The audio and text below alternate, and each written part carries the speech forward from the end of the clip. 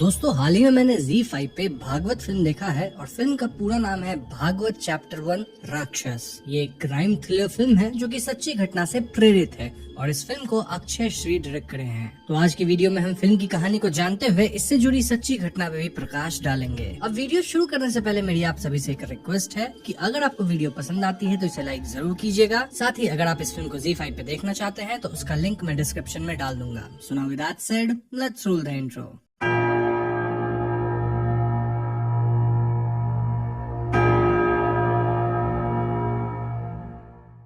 तो कहानी अक्टूबर 2009 में शुरू होती है, जहां यूपी के रॉबर्ट्सगंज से पूनम मिश्रा नामक एक लड़की अचानक लापता हो जाती है। पूनम की फैमिली इससे बहुत परेशान होती है। इनफैक्ट हम व्यूअर्स को पता लगता है कि पूनम गहने, पैसे और शादी का जोड़ा लेके गायब हुई थी। ये केस तुरंत आग पकड़ती है, जहां बात लोकल पॉलिटिशियन तक पहुंच जाती है और लोकल पॉलिटिशियन इसे लव जिहाद वाला एंगल दे देता है। इससे पूरे शहर में दंगे होने लगते हैं और पूनम के लापता होने वाली बात मीडिया में हर जगह फैल गई थी। पुलिस को लग रहा था कि ये एक ऐसी केस है जहां पूनम अपने लवर के साथ फरार हो गई है, यानी कि केस में ज्यादा कुछ है नहीं। वहीं दूसरी तरफ हम ACP विश्वास भागवत से मिलते हैं, जिसको उसके सीनियर्स डांट रहे थे। क्यों? क्योंकि भागवत को टेम्पर इश्यूज थे और वो क्रिमिनल्स की जम के धुलाई करते थे। रिसेंट केस में भी एक क्रिमिनल की हड्डी वगैरह टूट गई थी। वहीं भागवत का कहना था कि क्रिमिनल तो सीढ़ी से गिर के चोटिल हुआ है, जो कि ऑफ कोर्स झूठ था। ऐसे में सीनियर्स डिसाइड करते हैं कि भागवत को लखनऊ से रॉबर्ट्सगंज ट्रांसफर कर दिया जाएगा। साथ ही उसे एंगर मैनेजमेंट की 10 क्लासेस अटेंड करनी होगी। बस फिर क्या था, भागवत अपने परिवार के साथ रॉबर्ट्सगंज पहुंचता है और यहाँ का माहौल तो कर्फ्यू वाला था because of Poonam Mishra case. Robertsganj आते ही भागवत पूनम मिश्रा वाला केस उठा लेता है। देन वो लोकल पॉलिटिशियन और पूनम के पिता को थाने बुलवाता है। भागवत पॉलिटिशियन को वार्न करता है कि वो इस केस का तमाशा बनाना बंद करे। साथ ही वो पूनम के पिता से वादा करता है कि वो पूनम को 15 दिन में ढूंढ निकालेगा। इसके बाद भागवत बाकी पुलिस ऑफिसर्स से मिलता है और उनसे इस केस की पूरी जानकारी लेता है। पुलिस के हिसाब से पूनम मिश्रा 28 साल की थी। देन उसकी शादी नहीं हुई थी क्योंकि वो सांवली थी। ऐसे में उसे जैसे ही कोई प्यार करने वाला मिला होगा वो उसके साथ पैसे गहने लेके फरार हो गई। लेकिन भागवत का मानना था कि इस केस में और भी कई राज छिपे हैं। इसलिए भागवत पूनम के कॉल रिकॉर्ड्स निकलवाता है और उसमें एक नंबर सामने आता है जिसपे पूनम हर रात घंटों तक बात किया करती थी। भागवत तुरंत पुलिस वालों को इस नंबर की डिटेल्स निकालने कहता है। अब दोस्तों इसके पैरेलल में हमें एक और कहानी दिखाई जाती है जो कि बनारस की है। यहाँ समीर नामक बंदा खेलते हुए भाग रहा होता है जब वो मीरा नामक लड़की की साइकिल के सामने आ जाता है। इससे मीरा गिर जाती है और समीर मीरा की मदद करता है। बातों बातों में समीर मीरा से फ्लर्ट करने लगता है और मीरा यहाँ समीर को उतना भाव नहीं देती। ऑल्दो मीरा को भी समीर पसंद आ रहा था। धीरे धीरे कुछ दिनों में इनकी नजरें बार बार मिलती हैं, इनकी दोस्ती बढ़ती है और यहाँ मीरा समीर को अपना नाम वगैरह भी बताती है। एक शाम समीर मीरा को गंगा घाट पर मिलने बुलाता है और वहाँ मीरा समीर से मिलने जाती है। दोनों के बीच नजदीकियाँ बढ़ती हैं, लेकिन तभी कुछ लोकल्स आके इन्हें अलग करते हैं। इनफैक्ट लोकल्स न सिर्फ मीरा को यहाँ से ले जाते हैं बल्कि वो समीर के चेहरे पे कालिख भी पोत देते हैं। इस घटना से मीरा टूट जाती है और उस रात वो फोन पे समीर से बात करते हुए बहुत रोती है। लेकिन समीर इस घटना से कुछ खास परेशान नहीं हुआ था, रादर वो मीरा से अब भी प्यार भरी बातें कर रहा था। दूसरी तरफ भागवत को पता लगता है कि जिस नंबर से पूनम मिश्रा बातें कर रही थी वो किसी प्रवीण साहू का नंबर है। भागवत यहाँ सब इंस्पेक्टर महतो के साथ मिलकर प्रवीण साहू को पकड़ता है और प्रवीण से उन्हें पता लगता है कि ये नंबर भले उसके नाम पे है लेकिन इसका इस्तेमाल उसकी बहन किया करती थी जिसका नाम कौशल्या था। कौशल्या खुद 7 महीने से लापता है। जी हाँ दोस्तों, ऐसे में भागवत कौशल्या के कॉल रिकॉर्ड्स निकलवाता है और वहाँ उसे 2 और नंबर्स मिलते हैं जिसपे कौशल्या अक्सर बात किया करती थी। ये 2 नंबर्स थी संध्या लोहिया की फ्रॉम सिरसा और संतोष पुजारी की फ्रॉम धौलपुर। भागवत को लगता है कि जरूर ये संतोष पुजारी ही मुजरिम है और ऐसे में वो पुलिस फोर्स लेके संतोष के घर पे पहुंचता है। वहाँ उसे पता लगता है कि संतोष भी एक लड़की ही है। जी हाँ, नाम भले संतोष था लेकिन वो एक लड़की थी जो कि अगेन 1 साल से ऊपर से मिसिंग है। इतना ही नहीं, संध्या के घर पे भी यही पता लगता है कि वो किसी एक लड़के के साथ भाग गई, दिन कभी वापस नहीं आई। इन शॉर्ट, इन फोन नंबर्स का कनेक्शन जिस किसी भी नए नंबर से निकाला जा रहा था वो सब किसी और लड़की का नंबर निकलता था और हर एक केस में या तो लड़की किसी के साथ भाग गई है या फिर लापता है। भागवत यहाँ सभी लापता लड़कियों की फोटोज वगैरह एक बोर्ड पे लगाते हैं ताकि वो सारे केसेस के बीच की कनेक्शन को ढूंढ सके। इसमें सब इंस्पेक्टर महतो का कहना था कि जरूरी नहीं कि हर केस के बीच कोई कनेक्शन निकले। वो आज से काफी साल पहले की एक केस बताता है जो कि कन्नौज के पास वाले गांव बेकरी की थी। वहाँ एकदम से कुछ 7-8 लड़कियाँ गायब हो गई थी, जिनकी उम्र कुछ 14 या 15 साल रही होगी। गाँव वाले इन बच्चियों को बहुत ढूंढे, लेकिन उन्हें बच्चियाँ नहीं मिली। फिर आया दशहरा और उस दिन रावण के पुतले में आग लगाई जा रही थी और उसमें से 2-3 रॉकेट निकल के पास वाली मंदिर में चली गई, जिससे मंदिर के पर्दों में आग लग गई। सभी आग बुझाने लगे, लेकिन यह आग इतनी फैल गई कि मंदिर के पास वाली कुटिया को भी अपनी चपेट में ले ली। जब ये कुटिया जली तो अंदर से निकले 3 लड़कियों के कपड़े जो कि लापता थी। तब जाके समझ में आया कि उस कुटिया में कोई नपुंसक तंत्र मंत्र करने वाला था, जो कि लड़कियों की बलि देता था ताकि उसकी मर्दांगी लौट आए, या फिर वो इन लड़कियों को बेच देता था। अब सच्ची कहानी क्या है ये महतो को नहीं मालूम, लेकिन ये किस्सा काफी मशहूर था। ये सुन के भागवत उजलाई कि उसे इस केस के बारे में पता है। वहाँ कोई तंत्र मंत्र नहीं था। तब भागवत 17 साल का था और उन 8 बच्चियों में गायब होने वाली एक 13 साल की बच्ची मोना थी, जो कि भागवत की बहन थी। जी हाँ दोस्तों, आज तक वो 8 लड़कियां नहीं मिली और इस बात का दुख अब भी भागवत के मन में है। ये 1984 की पंडित दीक्षित वाली केस थी और शायद उसी घटना ने भागवत के भविष्य को शेप किया है।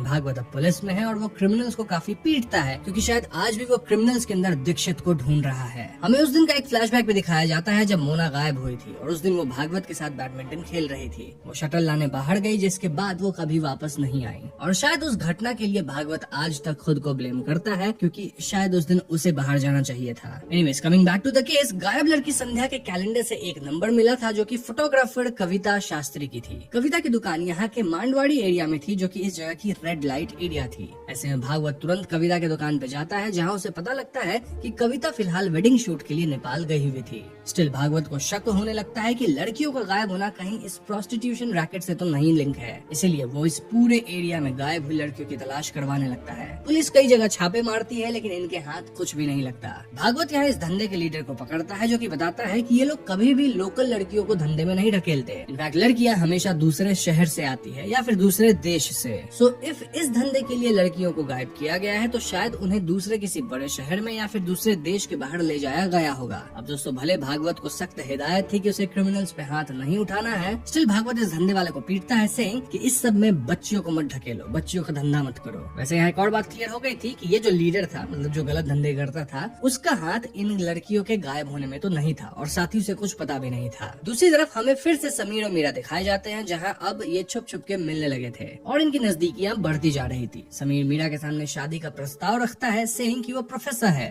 मतलब उसको अपना क्वार्टर मिला है, अच्छी तनख्वाह है एंड ऑल। लेकिन ये दोनों श्योर थे कि मीरा के घर वाले कभी भी इस शादी के लिए नहीं मानेंगे। वो लोग तो इतने स्ट्रिक्ट थे कि मीरा को जीन्स तक पहनना अलाउड नहीं था। वो आज तक जीन्स पहनी ही नहीं थी। समीर मीरा को एक दिन एक रेस्टोरेंट में छुप के मिलने बुलाता है, जहाँ वो मीरा को जीन्स टी शर्ट गिफ्ट किया था। मीरा भी इसे पहनती है एंड देखा जाए तो वो पहली बार जीन्स पहनी थी, लेकिन यहाँ का जो वेटर था वो मीरा को अजीब तरीके से घूर रहा था। ऐसे में समीर इस बात को पॉइंट आउट करके कहता है कि हमें शादी कर लेनी चाहिए, क्योंकि घर वाले तो नहीं ही मानेंगे, फिर लोग भी हमें ऐसे देखते हैं और हम प्यार करके कोई क्राइम तो कर नहीं रहे, इसलिए क्यों ना हम भाग के शादी कर दें। ये सुन के मीरा थोड़ा घबराती है, लेकिन कहीं न कहीं वो समीर के साथ भागने के लिए तैयार थी। वहीं भागवत की बात की जाए तो वो फाइनली फोटोग्राफर कविता शास्त्री को पकड़ता है, क्योंकि कविता नेपाल से लौट आई थी। कविता का नंबर एक मिसिंग लड़की चंदा के रिकॉर्ड्स में मिला था और ऐसे भागवत उसके फोन में चंदा वाली नंबर डायल करता है। कविता के फोन में ये नंबर सूरज जायसवाल नाम से सेव्ड था और ऐसे में कविता फाइनली सच बताती है। दरअसल 1 साल पहले ये सूरज नामक बंदा कविता के स्टूडियो पे कुछ फोटोज डेवलप करवाने आया था और तब कविता की उससे दोस्ती हो गई थी। लेकिन फिर सूरज कविता के पीछे ही पड़ गया, उसे स्टॉक करने लगा, उसके घर आने लगा, यहाँ तक कि उसके बेटे के स्कूल तक पहुँच गया। कविता को ये बंदा थोड़ा अजीब सा लगा, इसलिए वो उससे दूरी बना ली और तब से कविता उससे बात नहीं की है। कविता को उसके बारे में बस इतना पता है कि वो प्रोफेसर जैसा कुछ है, मतलब पढ़ाता है। कविता यहाँ भागवत को वो फोटोज भी देती है जिसे डेवलप कराने सूरज आया था। इनफैक्ट सूरज कभी वो फोटोज वापस लेके गया ही नहीं।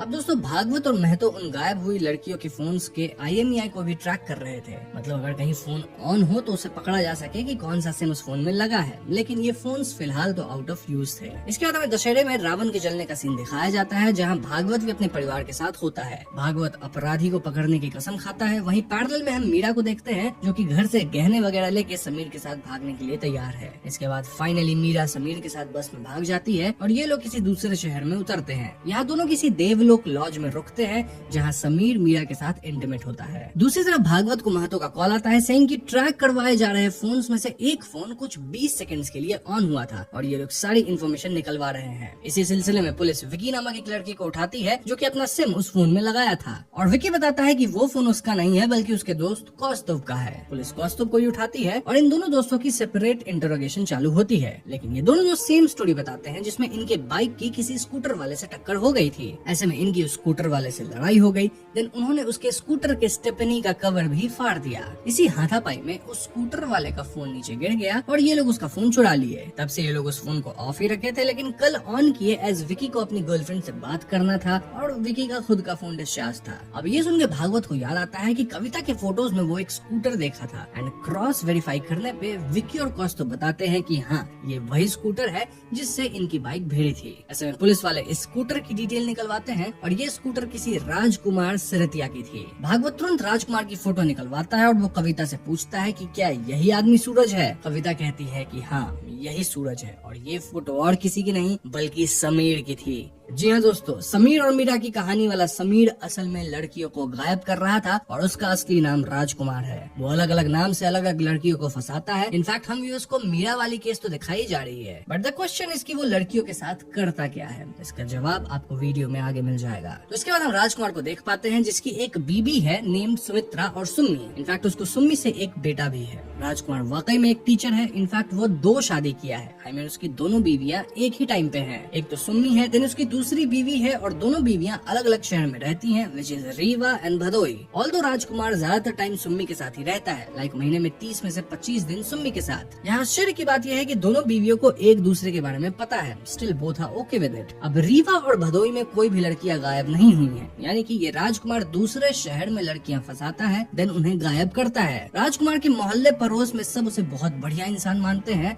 और कोई उसकी बुराई नहीं करता है। अब भागवत राजकुमार को यूं तो गिरफ्तार नहीं कर सकता था, इसलिए ये लोग उसे लड़की छेड़ने के केस में उठाने का प्लान बनाते हैं, वो भी दिवाली से ठीक एक दिन पहले। ऐसा इसलिए क्योंकि दिवाली की 2 दिन की छुट्टी लगेगी, दिन आएगा संडे, और ऐसे में वो लोग राजकुमार को कस्टडी में 3-4 दिन रख पाएंगे, वरना रूल के मुताबिक 1 दिन से ज्यादा रिमांड में नहीं रख सकते थे। बस फिर क्या था, पुलिस वाले कविता की मदद लेते हैं, जहाँ कविता राजकुमार को मिलने बुलाती है। राजकुमार थोड़ा लेट आता है, लेकिन कविता उसे जूस पिलाने के बहाने दुकान पे ले जाती है। दुकान वाला यहाँ अपना मुंह खोल देता है कि कविता ऑलरेडी जूस पी चुकी है, और ऐसे में राजकुमार को शक होता है। वो भागता है, लेकिन पुलिस वाले उसे घेर के दबोच लेते हैं। इसके बाद राजकुमार को कस्टडी में लिया जाता है और उसका गेम बजना शुरू होता है। लेकिन पुलिस वाले ना उसे खाने दे रहे थे, ना कुछ पीने दे रहे थे, ना ही उसे सोने दे रहे थे। वहीं पैरेलल में पुलिस वाले राजकुमार की बीवी सुम्मी और दूसरी बीवी के घर पे रेड मारते हैं। सुम्मी के यहाँ से काफी जेवर मिलते हैं, जिसमें से एक झुमका गायब हुई लड़की पूनम मिश्रा के झुमके से मेल खा रही थी। इसके बाद भागवत राजकुमार को इंटरोगेट करने जाता है, लेकिन राजकुमार तो ऐसे एक्ट कर रहा था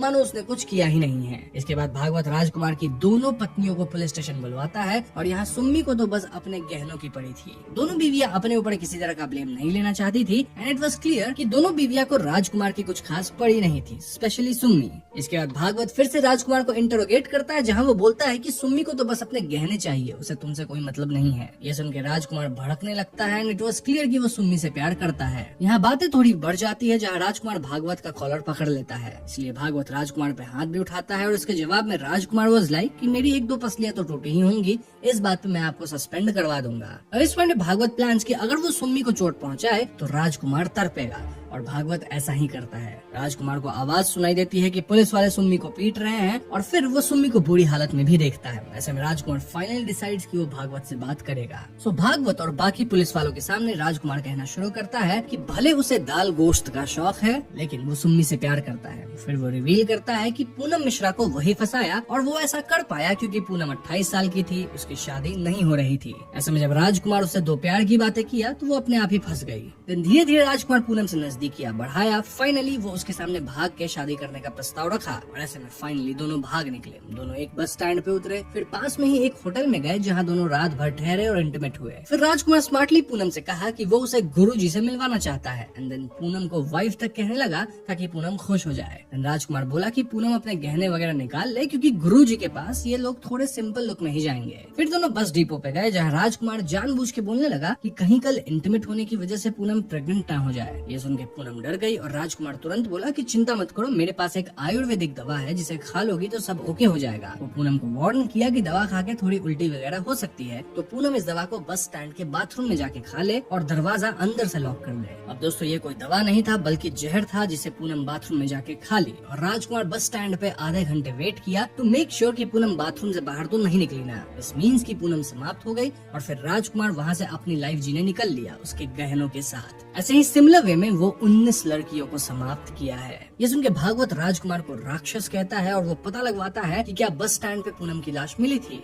वाकई में लाश मिली थी, मतलब इस शहर के बस स्टैंड में नहीं, दूसरे शहर के बस स्टैंड में। और वहाँ पे इस लाश की पहचान नहीं हो पाई थी, एज कोई सामान था ही नहीं पूनम के साथ। फॉरेंसिक वाले लाश को 7 दिन रखे थे, जिसके बाद डिस्कार्ड कर दिए एज लाश सड़ने लगी थी। भागवत यहाँ पूनम के पिता को जाके बताता है कि उनकी बेटी अब इस दुनिया में नहीं है और पूनम के घर पे सभी लोग बहुत ज्यादा अपसेट हो जाते हैं। खैर, तो अब राजकुमार वाली केस कोर्ट में मूव होने लगती है और राजकुमार वॉज वेरी कॉन्फिडेंट कि पुलिस वाले उसके खिलाफ कुछ भी प्रूव नहीं कर पाएंगे। राजकुमार इतना कॉन्फिडेंट था कि वो अपनी पुरानी कुकर्मों के बारे में पुलिस के सामने खुल के बोल रहा था, लाइक किस लड़की को वो कौन से लॉज ले गया था एंड ऑल दैट। हम भी उसको यहाँ विजुअली मीरा वाली केस भी दिखाई जाती है, जहाँ देवलोक लॉज से निकलने के बाद वो मीरा के साथ भी सेम किया था। राजकुमार यहाँ अपने आप को एक बाज से कंपेयर करता है। बाज मतलब जो हॉक होता है। वो बताता है कि कैसे बाज की उम्र 70 साल होती है, लेकिन जब बाज 35 साल का होता है तो उसके पंख कमजोर पड़ जाते हैं और ऐसे में बाज पत्थर से अपने पंख नोच लेता है ताकि उसके नए स्ट्रॉन्ग पंख वापस निकले। इस प्रोसेस में 1 महीना लगता है और यही 1 महीना बाज डर के जीता है ताकि वो किसी का शिकार न बन जाए। लेकिन नए पंख आने के बाद बाज फिर से आसमान में उड़ता है एक शिकारी की तरह। राजकुमार के हिसाब से वो बाज है और अभी उसका वो ट्रांजिशन वाला 1 महीना चल रहा है, लेकिन जल्द ही वो फ्री होगा और उड़ जाएगा। एनीवेज, इसके बाद कोर्ट सीन आता है जहाँ राजकुमार खुद ही अपना केस लड़ रहा था। राजकुमार जज साहब से सिर्फ एक रिक्वेस्ट करता है कि इस केस में उसकी बीवी सुम्मी को ना घसीटा जाए। तो यस, कार्रवाई शुरू होती है और कोर्ट कचहरी का मामला तो कई दिनों तक चलता ही रहता है। इसी बीच भागवत राजकुमार की हिस्ट्री निकालता है, जहाँ उसका एक पुराना पहचान वाला कहता है कि जब राजकुमार छोटा था तब उसने एक औरत को बेहोश करके ज्वेलरी चुराई थी और जब उसकी चोरी पकड़ी गई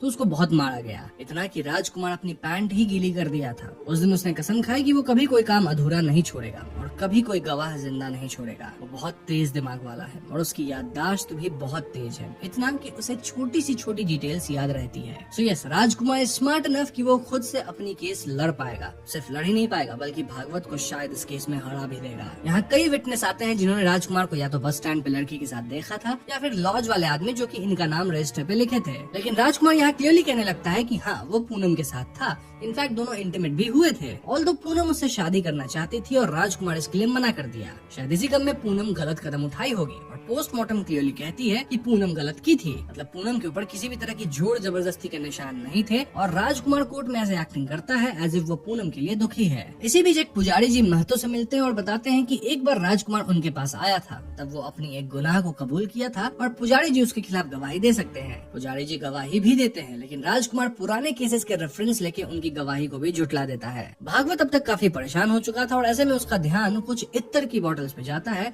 जो कि राजकुमार के पास से मिले थे। भागवत तुरंत उस इत्तर वाले दुकान पे जाता है जहाँ से मालूम पड़ता है कि इत्तर वाले का जो बाप है वो ज्वेलरी का धंधा करता है। इत्तर वाले का बाप बताता है कि वो राजकुमार को जानता है और दोनों जेल में काम करते थे। वहाँ राजकुमार उससे ज्वेलरी को साफ करना, चमकाना, ये सब काम सीखा था और छूटने के बाद भी वो इस ज्वेलरी वाले से मिलने आता था। देन दोस्ती यारी में उससे जहर खरीदता था। बेसिकली ये जहर, जिसका नाम मैं नहीं लूंगा, इसे चांदी चमकाने में इस्तेमाल किया जाता है और इस ज्वेलरी वाले बंदे को लगता था कि राजकुमार गहने का काम करता होगा, इसलिए उसे ये जहर चाहिए। उसे कहाँ पता था कि राजकुमार इस जहर का इस्तेमाल लड़कियों को समाप्त करने में करता था। जो भी हो, ये गहने वाला कोर्ट में गवाही देने को तैयार हो जाता है, लेकिन राजकुमार कोर्ट में उस पे ही लांछन लगाता है कि इस जहर को खरीदने या बेचने के लिए लाइसेंस चाहिए। तो अगर ज्वेलरी वाला बिना राजकुमार का परचेज लाइसेंस चेक किए उसे जहर बेच देता था तो उसे गिरफ्तार किया जाए, क्योंकि राजकुमार के पास ऐसा कोई लाइसेंस है नहीं। ये सुन के ज्वेलरी वाला डर जाता और कहने लगता है कि मैं पुलिस की जोर जबरदस्ती के कारण ये गवाही दे रहा था। मैंने न राजकुमार से कुछ खरीदा है, न ही उसे कुछ बेचा है। हम दोनों साथ में कीमा खाया करते थे।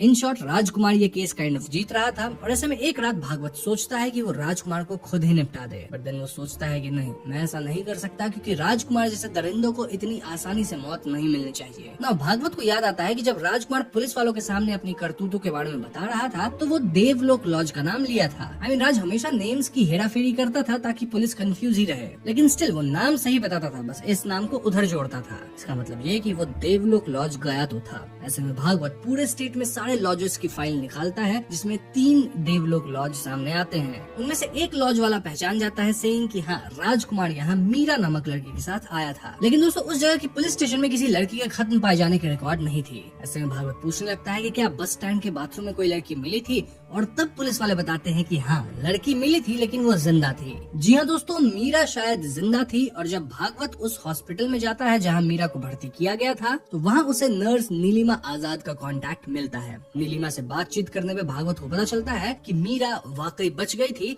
क्योंकि उसे एक कंडीशन थी, एक ऐसी कंडीशन जिसमें वो टैबलेट वगैरह घोट ही नहीं पाती थी। ऐसे में उस दिन जब वो राजकुमार द्वारा दी गई गोली खाई तो वो उसे घोट ही नहीं पाई। इसके कारण वो बेहोश तो हो गई लेकिन खत्म नहीं हुई एंड देन वो कुछ 30 दिन कोमे में रही। होश में आने के बाद मीरा को आइडिया लग गया कि उसके साथ क्या हुआ है और वो डिप्रेशन में चली गई। वो दिन रात रोती और इस पॉइंट पे वो अपने घर वापस भी नहीं जा सकती थी। इसलिए मीरा अपना नाम बदल के शालू रख ली। देन वो यही लोकल एक बंदे से प्यार करी, शादी करी और अब तो उसकी बच्ची भी है। मीरा जो कि अब शालू है, उसके पति को उसके पास्ट के बारे में कुछ नहीं मालूम है और नीलिमा यहाँ भागवत से रिक्वेस्ट करती है कि वो मीरा से मिलके उसकी अच्छी खासी जिंदगी को बर्बाद ना करे। स्टिल भागवत मीरा से मिलता है और मीरा भी यही कहती है कि वो इस केस में इन्वॉल्व नहीं हो सकती क्योंकि अब उसकी एक बनी बनाई जिंदगी है जिसे वो बिगाड़ना नहीं चाहती। वो ऑलरेडी काफी झेल चुकी है और अब वो और कुछ झेलने के लिए तैयार नहीं है। भागवत भी उसकी बात मान लेता है और वो मीरा को अकेला छोड़ देता है। ऑल तो जाते जाते भागवत मीरा को उन सभी लड़कियों की फोटोज दे जाता है जिन्हें राजकुमार समाप्त किया था। इन फोटोज को देख के मीरा को बहुत बुरा फील होता है और ऐसे में वो अपने पति को सब सच बता देती है। मीरा और शालू का पति कहता है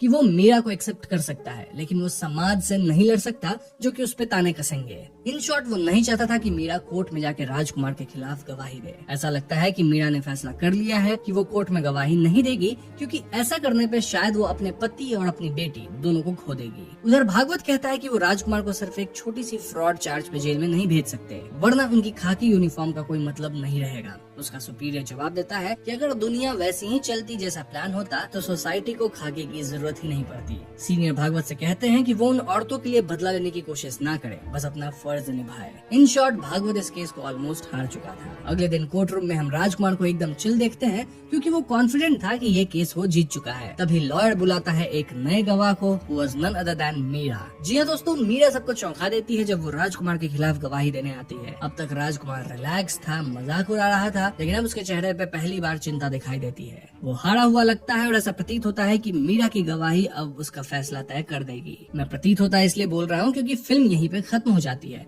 और फिर हमें टेक्स्ट के माध्यम से बताया जाता है कि राजकुमार को अपराधी मान के खत्म होने तक की सजा सुनाई गई। स्टिल इन केसेस को खत्म होने में 14 साल लगे। देन राजकुमार जानबूझ के केसेस को खींचता है in high court, supreme court, then mercy petition वगैरह भी डाला। बेसिकली वो कानून या रूल्स का हर तरीके से फायदा उठा के खुद को शील्ड कर रहा है। लेकिन हर ऐसे केस में मीरा और भागवत जैसे लोग होंगे जो कि कदम कदम पे राजकुमार जैसे राक्षस के खिलाफ जीतेंगे। तो यस, ये थी भागवत फिल्म की कहानी और ये कहानी अपने आप में काफी क्लियर है। I mean, इसमें थियरीज की कोई गुंजाइश नहीं रही। जस्ट एक बात कि समीर और मीरा वाली जो स्टोरी हमें दिखाई जा रही थी वो भले पैरेलल में दिखाई जा रही हो विद भागवत स्टोरी, लेकिन वो एक्चुअली में पहले की कहानी थी जब राजकुमार मीरा को फंसाया था। तभी तो जब मीरा मिली तो उसके बच्चे भी थे। एनीवेज, अब हम इससे जुड़ी रियल केस पे बात कर लेते हैं। भागवत चैप्टर 1 राक्षस का रियल केस सीधा उस पैटर्न से लिफ्ट होता है जो इंडिया के इनफेमस सीरियल मोहन कुमार और साइनाइड मोहन का था। एक ऐसा आदमी जो शादी का वादा, प्यार का वादा करके अलग अलग शहरों की औरतों को लॉज में या बस स्टैंड तक लेके जाता, देन प्रेगनेंसी से बचाने के बहाने या तबीयत ठीक करने के बहाने गोली देता और वो गोली असल में जहर होती। फिर वो उनके गहने लेकर निकल पड़ता। रियल लाइफ में मोहन 2003 से 2009 के बीच इस पैटर्न पे चलता रहा और फिल्म में भी ये 2004-05 से लेकर 2009 तक की कहानी बताई गई है। देन मोहन 21 अक्टूबर 2009 को पकड़ा गया। बाद में मल्टीपल केसेस खुले, कन्विक्शंस हुई, कुछ में खत्म होने की सेंटेंस भी आई जो हाई कोर्ट पे जाकर लाइफ इम्प्रिजनमेंट में कम्यूट हुई। बेसिकली जो लीगल लड़ाई होती है वो सालों तक खिंच गई। ये सब वो बैकबोन है जिसे फिल्म में रॉबर्ट्सगंज जैसे नए ज्योग्राफी, नए नाम जैसे कि राजकुमार, सूरज, समीर और कुछ सोशियो पॉलिटिकल मसाला जैसे कि मीडिया सर्कस, कर्फ्यू, इन सब के साथ फिक्शनलाइज किया गया है। मतलब ये एलिमेंट्स और जोड़े गए हैं ताकि फिल्म और भी इंटरेस्टिंग बन सके। इससे कहानी ज्यादा पैन इंडिया लगेगी और narrative stakes and pressures high रहते हैं। बट कहानी का जो मूल है वो रियल स्टोरी से ही इंस्पायर्ड है। डायरेक्टर अक्षय श्री ने इंटरव्यू में सीधा कहा कि उन्हें ये फिल्म बनाने का ट्रिगर एक न्यूज़पेपर रिपोर्ट से मिला। वो ओटीटी ट्रेंड्स को फॉलो करने के चक्कर में नहीं थे। मतलब क्लियर है कि मेकर्स ने ट्रू इवेंट्स के कोड को उठाकर उस पे सिनेमैटिक लिबर्टीज ली हैं। फिल्म में कुछ एक्स्ट्रा विजुअल क्यूज भी दिए गए हैं जैसे इत्तर की बोतल से ज्वेलरी वाले तक पहुंचना, देन वहां से देवलोक लॉज का पता लगना। पर एसेंस वही रहता है। जहाँ पे जो राजकुमार था वो पहले फ्लॉड करता है, फिर लॉज लेके जाता है, फिर जहर देता है, फिर ज्वेलरी चुराता है और सब कुछ ऐसे होता है कि लाश को पहचाना भी नहीं जा सकता और न ही उसके खिलाफ कोई सबूत मिलता है। लीगल साइड पे फिल्म में देखने वाली आखिरी टेक्स्ट यानी कि केस 14 साल तक खींचना, हाई कोर्ट में जाना, सुप्रीम कोर्ट में जाना, मर्सी पिटिशन लगना, ये भी रियल लाइफ पैटर्न को ही इको करता है। जैसे मोहन के केस में भी कन्विक्शंस बरसों में बनते बिगड़ते रहे, कुछ सजाएं बदली और प्रोसिक्यूशन को बार बार फ्रेश कोरोबोरेशन ढूंढनी पड़ी। सो यस, ये कहानी वाकई रियल केस से इंस्पायर्ड है, लेकिन इसे फिल्म में थोड़ा फिक्शनलाइज किया गया है। स्टिल मैंने यहाँ आपको फिल्म की कहानी के साथ साथ रियल केस के बारे में भी काफी कुछ बता दिया है। इसको लेके अगर आपके मन में कोई सवाल